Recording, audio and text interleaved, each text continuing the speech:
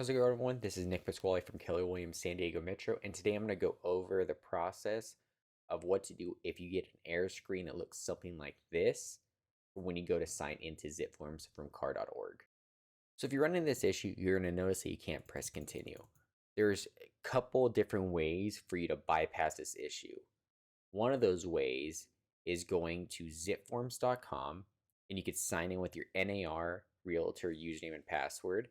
That is one way to get into ZipForms. The alternative way to get into ZipForms is to go to SDAR, sign in with your realtor stuff. I'll log in. And then you could click on the ZipForms Plus link here. The only thing you want to do is when you get to ZipForms, to know that you are on the right account, make sure at the top right up here, it says this is an individual agent account. If it says that, there you go. You officially bypass that and you go ahead and continue watching the other video.